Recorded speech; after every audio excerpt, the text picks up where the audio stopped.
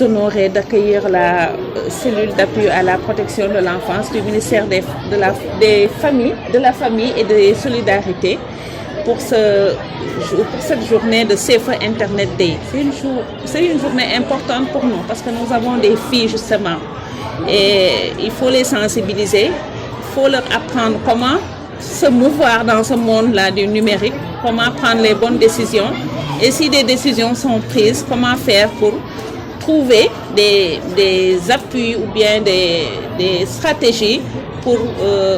ne pas être victime de cyberharcèlement. Donc c'est en fait pour nous l'objectif principal de cette journée. Alors, beaucoup de gens disent que l'Internet est devenu un élément perturbateur du dialogue social. Et on peut le dire si par exemple au niveau des familles il y a moins de discussions, il y a moins de communication, que les gens sont sur les réseaux, parlent plus à leurs amis virtuels qu'à leur propre famille, ça on peut le dire. À l'issue de cette journée, quelles sont vos attentes?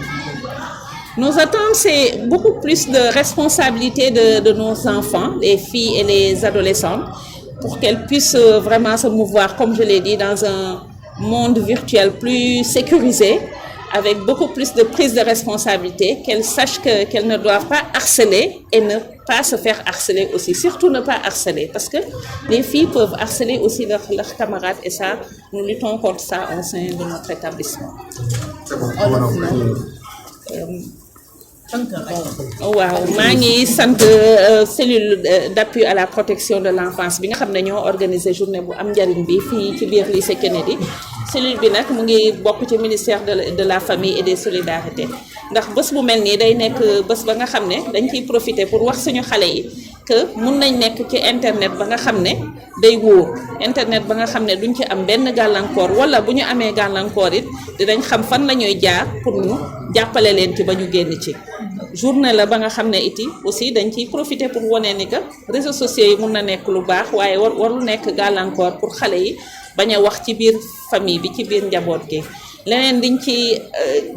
bëgg a dolli aussi mooy objectif bi mooy xale yi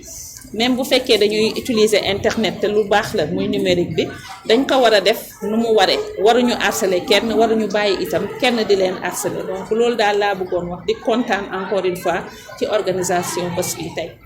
Bonjour, je suis Nicolette Mehdi, je suis le chef de section protection de l'enfant à l'UNICEF Sénégal. Quelle stratégie l'UNICEF déploie pour en tout cas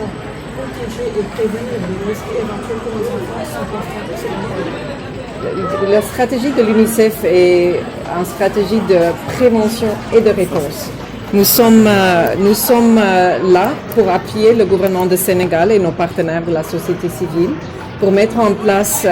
des programmes, des initiatives, des actions pour outiller les enfants, surtout les adolescentes, parce qu'on voit que les filles sont plus à risque des abus et harcèlements, y compris l'abus sexuel en ligne, pour mettre en place les interventions pour outiller les enfants, pour les donner des informations, pour encourager leur participation, pour qu'ils puissent utiliser l'Internet comme outil pour leur apprentissage sans se mettre à risque. Et aussi d'appuyer les services pour être là pour prévenir, pour signaler et pour prendre en charge des cas peut-être de harcèlement et d'abus, exploitation qui arrivent à cause de l'Internet. ndaje tey bi UNICEF daf fi teew ak cellule d'appui à la protection de l'enfant pour célébrer bis bi nga xamante ne moom la àdduna jàpp pour sécurité sur l'internet te ku xam UNICEF xam ne si wàllu xale yi lay yëngu kon bu ñuy wax sécurité si wàllum internet xale yi lay gën a soxal ak jeunes yi moo waral suñu teewaay fii ak la cellule d'appui à la protection de l'enfant. rawatina xale jigéen dañ koy jëfandikoo ci anam boo warul ndax ngeen def pour loolu dañ. waaw effectivement danay wane na ne xale yu jigéen yi ñoo gën a nekk à risque nekk à risque pour jànkoonteel ak ay problèmes yu mel ne xokkatal yeeg harcèlement yi ci internet beeg réseaux sociaux yi loolu données yi wane na ko pour nag fexe jàppale xale yi ba ñu mucc ci jëf yu mel noonu UNICEF dafay jàppale État du Sénégal à travers ministère yu bëri waaye bisu tay bi nag ak lépp lu jëm ci protection en ligne bi dañ ci gën a lëkkaloo ak cellule d'appui à la protection de l'enfant bi nekk ministère de la famille et des solidarités stratégie nag wala ni ñu bëgg a fexee loolu daal ba xale yi duñ ci loru torop mooy jàppale gouvernement bi comme ni ma ko waxee léegi à travers CAP bi ba cadre juridique bi ak coordination bi nekk en place texte yi adapté ñu mën a xam lii mooy problème wala mooy gàllankoor xale ci internet te bis bu amee ban taxawaay la ci yoon war a am foofu mooy fànn bu njëkk bi beneen fànn bi mooy fexe ba service bi nga xamante ne ñoo war a jàppale xale yi bu ñu nekkee ci ay jafe-jafe ci wàllum internet service yooyu am mën-mën ak xarañte pour jàppale xale yi nga nekk ci situation yooyu am ay jafe-jafe ci wàllu violence ak bépp bu mu mën ci doon beneen anam bi tamit mooy jàppale parents yi ndax xam nañ ne xale yi ak parents yi bokkuñu tolluwaay ci wàllum internet xale yi dañoo raw waajur yi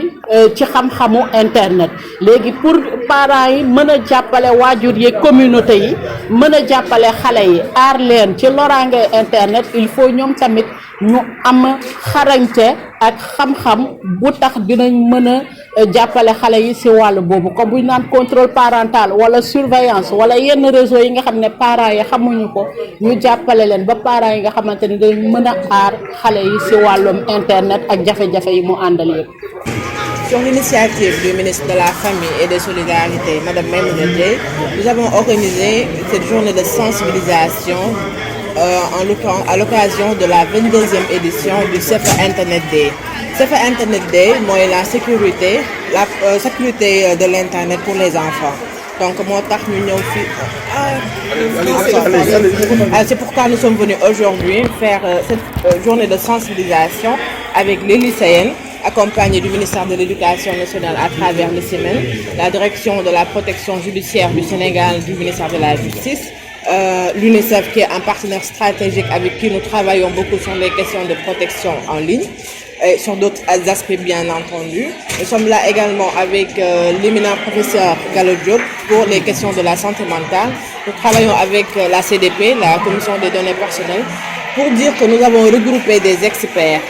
en la question pour venir parler avec les jeunes sur les dangers qui sont liés à l'utilisation excessive de l'Internet et leur donner des outils nécessaires pour leur protection et pour leur autoprotection et comment protéger également leur père.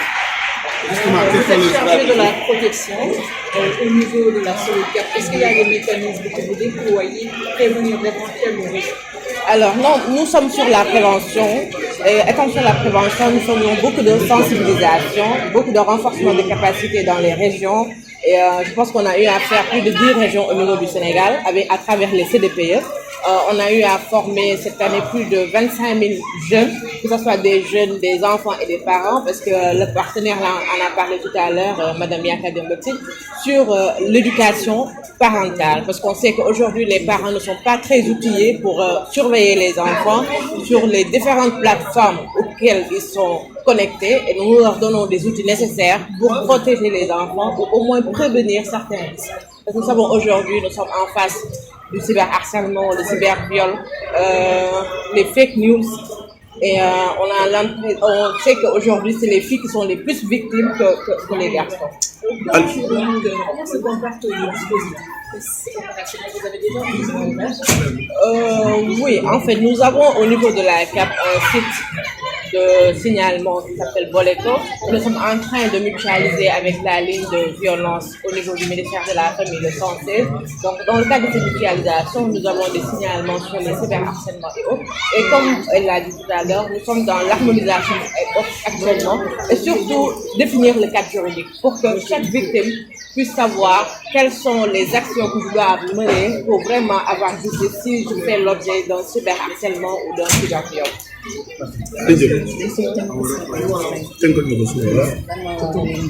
Maïmouna Dièye Diop, maa ngi fi teewal tey ministère de la Famille et de la solidarité nekk coordonnatrice su cellule d'appui à la protection de l'enfance tey dañ fi ñëw daje ci 22e ñaar fukkeelu ñaari édition wu internet CFD maanaam protection des enfants ci internet ñu koy fi célébrer partout dans le monde tey nag ak suñu partenaire UNICEF dañoo jël choix ñëw ci lycée Kennedy def ko fi parce que xam nañ ne kiy wax lycée Kennedy wax ay xale yu jigéen te étude EDS yi ñu mëne yu passé yi gis nañ ne xale yu jigéen ñi ñoo gën a nekk victime sur internet ci réseau surtout tranche d'âge bu 14 ba 19 ans loolu moo waral tey suñu teewaay fii ñu ànd fi ak waa ministère de l'éducation nationale à travers le CIMEN ak waa direction de la protection judiciaire et sociale ànd fi ak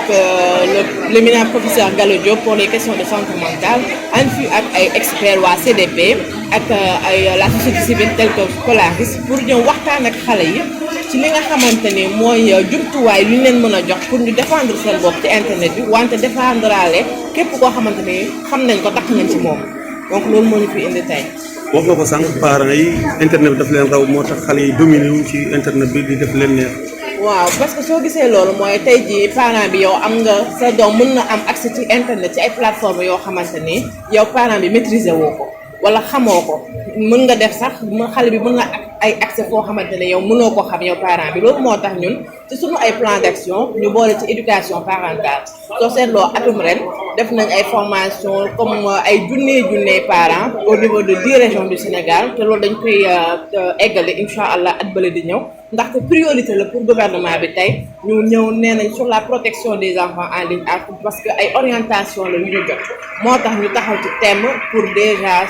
am environnement numérique bu sûr sécurisé pour les enfants dimbali leen ba nga xamante ni lépp lu baax ci internet ñu jëriñoo ko waaye lépp lu bon ñu moytu ko. voilà léegi sur le cadre juridique tey jii ak partenaire bi ñu am mooy UNICEF ñu ngi nekk ci plan d'action boo xamante ni dañuy définir cadre juridique bi pour que yow soo nekkee victime nga mën a xam ban mécanisme nga mën a teg fan nga mën a dem yan action nga mën a def pour nga am justice à travers mooy waral teewaayu direction de la protection judiciaire et sociale ñu ngi liggéey ci loi bi ak vraiment tous les partenaires concernés tous les ministères sectoriels concernés te amaana balaa at bi di jeex dinañ am benn draft de projet de contrat boo xamante ne autorités yi incha allah dinañ ko valider. ñuy wax ne ministère de la famille dañoo teg benn kii ligne boo xamante ne ligne d'assistance la ligne de signalement la muy 116 116 boobu dañ ko teg au niveau du ministère de la famille pour képp ku di xale wu di jigéen nga xamante ne da nga am problème violence da nga nekk victime mën nga fa woote pour ñu indil la assistance mën la defar référencement taxawal la ba nga xamante ne jumtukaay yi nga soxla yëpp incha allah ministère bi dina ci taxaw te loolu moo tax ñu ngi nem ak CAP am na boole ko SN boo xamante ne foofu la ñuy doon def signalement yi à travers la CDP ak partenaires yu ñu am ailleurs dinañ mën a retirer vidéo yi nga xamante ni moom lañ la publier par exemple ci internet à travers des liens que tu vois booy dugal ci biir site bi ñu mën a la dindi lien boobu ñu ngi ci vulgarisation outils yooyu yëpp di am loolu moo tax vraiment ñu ñëw tey Kennedy pour wax jumtuwaay yooyu xale yu jigéen yi fi nekk dimbali leen ba nga xamante ni ëllëg ak si biir suñu nekkee victime dinañ xam ci yan yoon la ñuy jaar pour am justice. C'est un numéro gratuit accessible 7 jours sur 7 24 heures sur 24 te boo ciy woote wala nga ci bind doo fay dara.